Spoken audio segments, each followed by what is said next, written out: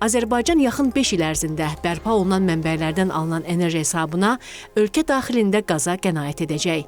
Nəticədə isə həmin qaz həcmi ixraca yönləndiriləcək. Today already signed contracts with our investors on solar and wind power stations will allow us to have by 2030 6 gigawatt of solar and wind energy.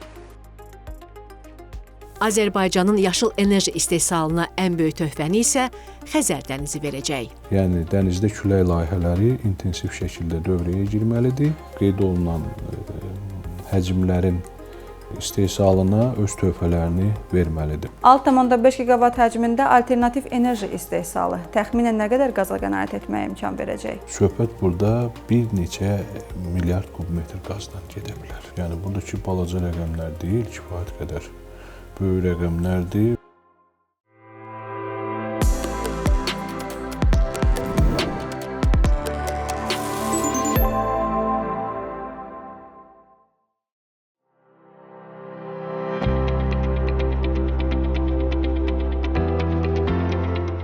Avropanın enerji təhlükəsizliyində önəmli rol oynayan Azərbaycan aprel ayının əvvəlində onlarla ölkə və enerji şirkətlərini Bakıda bir araya gətirdi. Gülüstan sarayında Cənub Qaz Dəhlizi Məşvərət Şurası çərçivəsində Nazirlərin 11-ci və Yaşıl Enerji Məşvərət Şurası çərçivəsində Nazirlərin 3-cü iclaslarında enerji sahəsində böyük bir ərazidə gələcəyin yol xəritəsi dəqiqləşdi.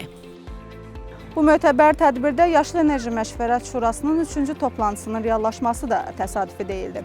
Çünki öz enerji istehsalını şaxələndirən Azərbaycan artıq yaşıl enerji sahəsində də etibarlı tərəfdaş kimi dünyanın diqqət mərkəzindədir. Müzakirələrə Prezident İlham Əliyevin gələcək fəaliyyət planını bütün təfərrüatı ilə ortaya qoyan nitqi öz damğasını vurdu. Prezident çıxışında vurğuladı ki, Azərbaycanın təbii qazını hazırda 12 ölkə alır. Bunlardan 10-u Avropa ölkəsidir və 8-i isə Avropa İttifaqının üzvüdür. 2021-ci ildə Avropaya ixrac edilən qazın həcmi 8 milyard kubmetr idisə, hazırda bu rəqəm 13 milyard kubmetrdir. Ancaq bu hələ son rəqəm deyil. Azərbaycan yaxın 5 il ərzində bərpa olunan mənbələrdən alınan enerji hesabına ölkə daxilində qaza qənaət edəcək. Nəticədə isə həmin qaz həcmi ixraca yönləndiriləcək. Today already signed contracts with our investors on solar and wind power stations will allow us to have by 2030 6 gigawatt of solar and wind energy. As I said, that will save a lot of natural gas, which we today use to produce electricity domestically, and that will all be available for export. We are actively developing ourselves with our own investments, hydropower potential. Today in the liberated from Armenian occupation territories of Eastern Zengezur and Karabakh, we already installed 270 megawatt of hydropower stations. More than 30 small hydropower stations have been already inaugurated, and in the next maximum 5 years this number will grow up to 500 megawatts with additional 30 plus small hydropower stations. So that will eventually by 2030 create energy potential of 6.5 gigawatt. Tədbirdə ali qonaq qismində iştirak edən Avropa İttifaqının Energetika və Mənzil Tikintisi komissarı Dan Jorgensen'in Azərbaycanla bağlı fikirləri diqqət çəkəndi. Avropa İttifaqı komissarının nitqində yer verdiyi məqamlar onu göstərdi ki, Azərbaycan təkcə qaz yox, eyni zamanda gələcəyin alternativ enerji ixracatçısı kimi də Avropanın diqqət mərkəzindədir. It is about charting a path towards our future. And that is why we are working to establish a green energy corridor between the South Caucasus and the European Union. There are various concrete ideas using different technologies and different routes. The EU stands ready to step up cooperation with Azerbaijan to develop its tremendous potential, including with offshore wind power technology in the Caspian Sea. Dövlət başçısı 2030-cu ilədək Azərbaycanın yaşıl enerji istehsalı hədəfinin 6,5 giqavat olduğunu açıqladı. Bu qədər böyük bir gücü isə Azərbaycanın enerji arxitekturasında önəmli dəyişikliklərə səbəb olacaq. Bərpa olunan enerji mənbələri Dövlət Agentliyinin direktoru Cavid Abdullayev bildirir ki, Azərbaycanın yaşıl enerji sahəsində məqsədyönlü şəkildə atdığı addımlar və gördüyü konkret işlər nəticəsində qoyulan hədəflərə vaxtında çatmaq olacaq. Dövlət başçısı Cənub Qaz Dəhlizi Məşvərət Şurasının son iclasında bildirdi ki, 2030-cu ilə qədər Azərbaycanın alternativ enerji istehsalı 6,5 giqavat həcmində olacaq. Bu hansı mənbələr hesabına reallaşacaq? Biz xüsusi olaraq qeyd edə bilərik ki, 2027-ci ilin sonuna qədər biz bilirik ki, təxminən 2 giqavat həcmində güclərin Azərbaycan şəbəkəsinə, bərpa olunan güclərin şəbəkəsinə inteqrasiyası mümkündür. Bunun üçün biz artıq bütün zəruri hazırlıq işlərini başa çatdırmışıq. Bu o deməkdir ki, biz artıq torpaq sahələrini müəyyənləşdirmişik və Azərbaycan qanunvericiliyinə uyğun olaraq həmin torpaq sahələri bərpa olunan enerji mənbələri ərazisi kimi təsbit edilib. Təxminən 4500 hektardan artıq bir torpaq sahələridir. Eyni zamanda ciddi beynəlxalq şirkətlər cəlb olunmaqla Amerika Birləşmiş Ştatlarının Tetra Tech, Türkiyənin EPRA, İtaliyanın Cezi şirkətləri bizim şəbəkənin təhlillərini aparıblar və şəbəkədə zəruri olan gücləndirmə işləri hamısı müəyyənləşdirilib ki, bu qədər gücün şəbəkəyə inteqrasiyası üçün hansı addımlar atılmalıdır. Yəni, bərpa olunan enerji mənbələrindən istifadə iki mühüm məsələnin həllinin özündə ehtiva edir. Bir, torpaq sahələrinin müəyyənləşdirilməsi, ikinci, şəbəkə infrastrukturunun mövcudluğu və şəbəkə infrastrukturunun o gücləri qəbul etmə imkanlarıdır. Qeyd elədiyim kimi, sırf araşdırmalar tam elmi əsaslara əsaslanaraq bu məsələlərin həlli artıq masa üzərindədir və o 2 giqavat güclərinlə bağlı zəruri olan bütün müqavilə bazası artıq demək olar ki, yekunlaşmışdır. Yaşıl enerji sahəsində həyata keçirilən əsas addımlardan biri də ölkədə indiyə qədər mövcud olmayan müasir infrastrukturun qurulmasıdır. Araşdırmalar göstərdi ki, bizə şəbəkənin yeni indi yarımstansiyaların tikintisi, xəttlərin tikintisi ilə paralel artıq bir saxlanç sistemlərinin də dövrəyə girməsinə tələbat yaranıb. Məlum olduğu kimi, Azərenerji Açıq Səhmdar Cəmiyyəti tərəfindən 250 meqavat, 500 meqavat saat həcmində Azərbaycanda ilk dəfə saxlanç sistemlərinin qurulması üçün tender elan olunub və tender ayın 11-də başa çatıb. Biz indi onun nəticələrinin elan olunmasını və həmin saxlanç sistemlərinin quraşdırılmasını gözləyirik. Azərbaycanın yaşıl enerji istehsalına ən böyük töhfəni isə Xəzər dənizi verəcək. Lakin ən böyük töhfə biz gözləyirik bizim doğma Xəzərimizdən. Yəni, dənizdə külək layihələri intensiv şəkildə dövrəyə girməlidir. Qeyd olunan həcmlərin istehsalına öz töhfələrini verməlidir. O istiqamətdə də artıq dediyim kimi çox ciddi tədbirlər həyata keçirilir. Demək olar ki, Xəzər dənizinin Azərbaycan sektorunda su obyektləri qanunvericilikdə olan kimi desək, su obyektləri müəyyənləşdirilib, onların razılaşdırılması demək olar ki, yekunlaşıb. Biz bu yaxın günlərdə tam olaraq həmin ərazilərin koordinatlarını biləcəyik.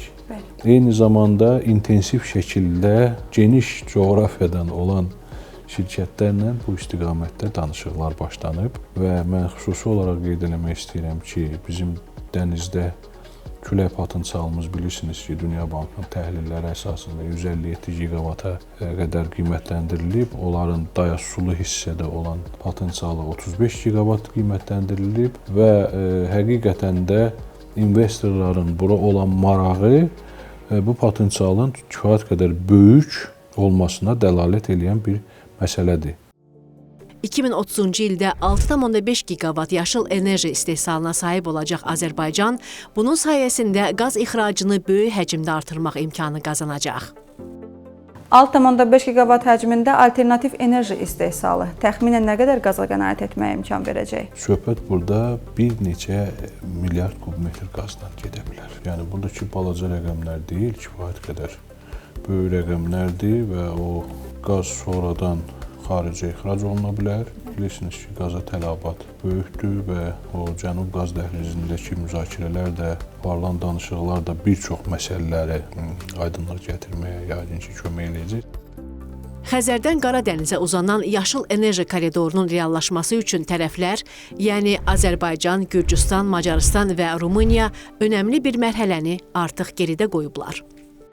Cavit müəllim, son olaraq Azərbaycan, Türkiyə, Bolqarıstan və Gürcüstan arasında yaşıl enerjinin ötürülməsi və ticarəti üzrə ikinci nazirlərin görüşü keçirilib. Həmin görüşdə nələr müzakirə edildi və yeniliklər nədən ibarət idi?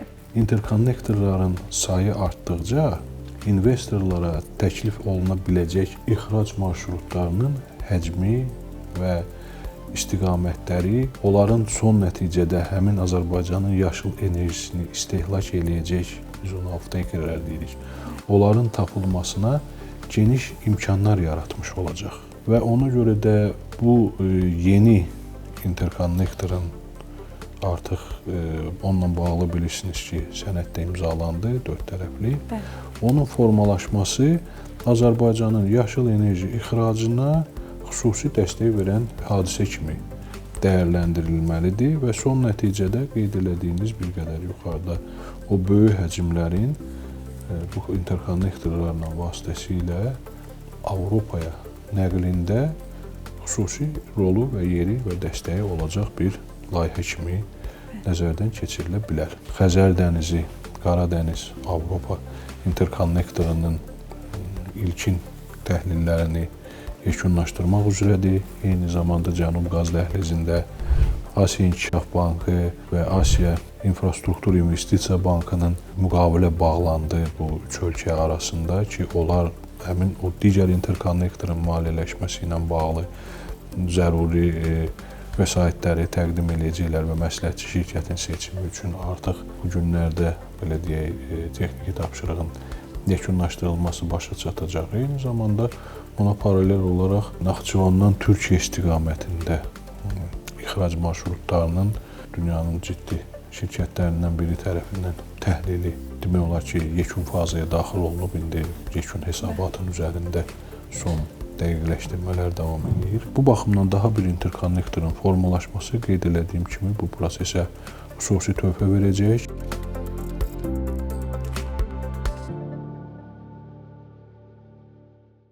Yaşıl enerji ötürücüsü olacaq kabel xətti Avropa və Asiyanı birləşdirən müasir infrastruktur layihəsi olacaq. Azərbaycan bu kabel xətti ilə həm öz yaşıl enerjisini ixrac edəcək, həm də Asiyadan Avropaya enerji ötürmək istəyən ölkələr üçün tranzit rolunu oynayacaq. Bu isə o deməkdir ki, yeni kabel xətti şərqlə qərbi təkcə enerji ilə yox, həm də siyasi, iqtisadi əlaqələrlə də biri-birinə sıx bağlayacaq. Energetika mütəxəssisləri düşünür ki, yeni enerji ixracat marşrutunu Azərbaycan yaxın gələcəkdə daha fəal şəkildə istifadə edəcək.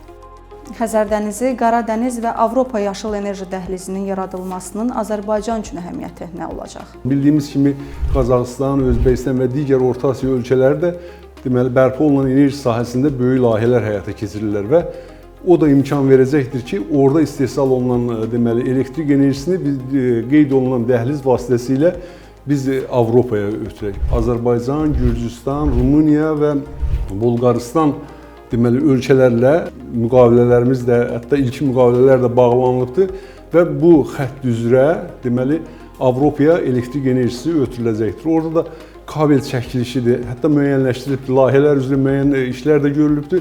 1000 kilometrdən yuxarı Qara dənizin altı ilə su altı deməli kabel xətti nəzərdə tutulubdur və 95-100 kilometrdə quru hissədə.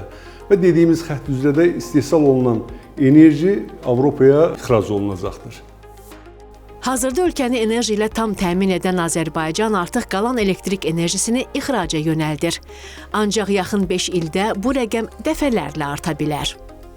2030-cu ilədək 6,5 giqavat alternativ enerji istehsalı Azərbaycanın daxili enerji balansına və ixrac imkanlarına necə təsir göstərəcək? Hazırda respublikamız üzrə orta hesabla 29 milyard kilovat saat elektrik enerjisi istehsal olunur və onun 3 milyard kilovat saatı xaricə ixrac olunur. 6,5 gigavat enerji də bura daxil olandan sonra bizim enerji potensialımız, enerji istehsalı potensialımız biraz da artacaq və istər-istəməz xaricə ixrac potensialımız əsasən artacaq. Hazırda bağlanılan müqavilələr, nəzərdə tutulan, həyata keçirilməsi nəzərdə tutulan müqavilələr o qədər çoxdur ki, ola bilər ki, biraz da deməli çox olsun. Bu bir növ o 1994-cü ildəki əsrin müqaviləsinə oxşayır. Birinci müqavilələr bağlanandan sonra və xarici investorların axını başladı neft sektoruna. İndi hazırda da bu xoş bir haldır ki, bərpa olunan enerji sahəsinə bu deməli axın baş verir. Bakıdakı son müzakirələrə 27 ölkə, 7 beynəlxalq maliyyə institutu və 42 enerji şirkətinin qatılması bu platformanın gücünün real göstəricisidir. Bu isə o deməkdir ki, Azərbaycanın həm ənənəvi, həm də yaşıl enerji sahəsindəki fəaliyyəti qlobal xarakter daşıyır.